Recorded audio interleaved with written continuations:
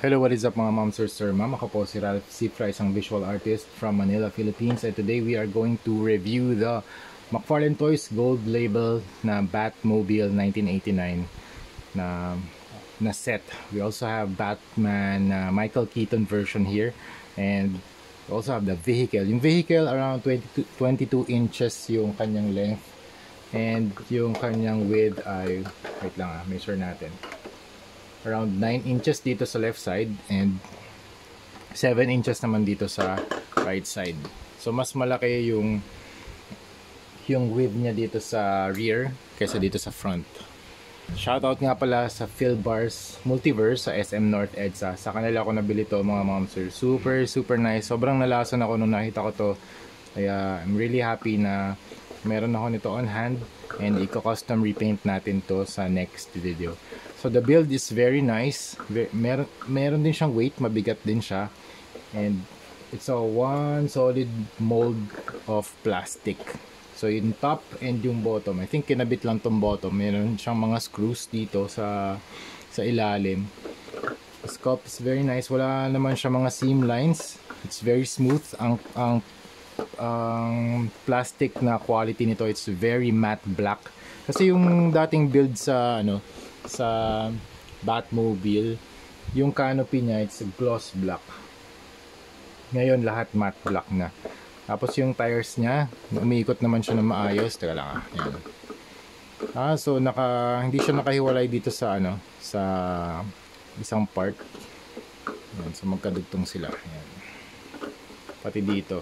So meron siyang mga inner mechanisms dito na pipes, screws na silver na painted. Ito naman para siyang mas nasa aluminum, mas dark to kaysa dito. Yan. Tapos sa likod naman meron siyang mga fin-like na fenders. Ito yung fenders niya. Ganda ng shape talaga ng 1989 na Batmobile. Naalala ko tuloy nung napanood ko to sa movie nung unang-una siyang lumabas dun sa screen, sa big screen. Super nice. Tapos meron pang jet engine na malaki dito sa harapan. Meron lights and meron ding booster. Alam ko meron pang fire effect to sa sa movies. Super nice. Tapos ito nga pala sa likod, meron din siyang tail lights pero hindi siya translucent. Red orange yung paint na ginamit nila dito, or yung plastic rather. Tapos sa ilalim meron siyang bat logo. And then meron din siyang naka-expose na parts dito sa kabilang side. Tapos pag pinindot nyo tong part na to, wait lang, ito yung button sa may hood, magpa-pop yung canopy, pwede nyo i-slide to the front and ma-expose yung mga buttons and yung seat ni Batman. It's just a one-seater na Batmobile pero usually yung Batmobile dalawa yung upuan Alam ko meron din siyang passenger seat. Ito one-seater lang, tapos meron siyang steering wheel, mga speedometer, mga mga gears, painted din yung yung dashboard niya, yung mga buttons. Okay? Sa sa Arsenal, meron siyang side-mounted grappling hook launchers, disc projectile launchers, and bomb dispensers. Side chassis mounted shin breakers. Ito ata yun. Tapos a central foot underneath the vehicle that was capable of lifting the car and rotating it 180 degrees. I think ito yung part na yun. Tapos armor-plated body with an additional cocoon of heavy armor capable of being deployed while vehicle was stationary. Naalala ko yung sa movie, meron siyang cocoon mode. So nababalutan siya ng parang armor plates. Ganda nga nung animation nun, nakatuwa nga panoorin ulit. Rear oil slick dispensers and smoke emitters, 2 forward mounted Browning M1919 30 caliber machine guns. I think dito dito lumalabas yun. Exhaust afterburner, ito yung afterburner na sa likod. Tapos emergency bat missile mode. Yung bat missile mode sa movie, ito alam ko ito lang yung natira sa fuselage. That shed all the material outside of the central fuselage and reconfigured the wheels and axles to fit through narrow openings. Yun, kasi nasa eskinita lang dadaan si Batman. Yung Batmobile, kaya kailangan matanggal nung sides. Tapos ito lang yung matitira. Tapos yung wheels papasok. Tapos meron din siyang holographic displays capable of creating 2 decoys, and only shown in the games, the Batmobile also featured forward-mounted dual missile launchers. Yan. Astig din ng canopy. It's very clear. Hindi siya tinted. This one is Batman. We have Batman here. Yan, let's zoom in dito sa Batman action figure. This is the basic na McFarlane Toys na build. Ganun pa rin. You have the Batman Michael Keaton na head sculpt. Very sculpted, very sharp yung kanyang eyebrows and nose, open mouth. Tapos you have the gold logo, gold belt. Tapos it's a overall black suit.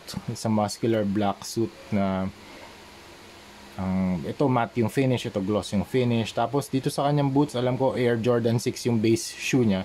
Nilagyan lang ng additional segments para maging Batman para maging Batman aesthetic yung kanyang boots.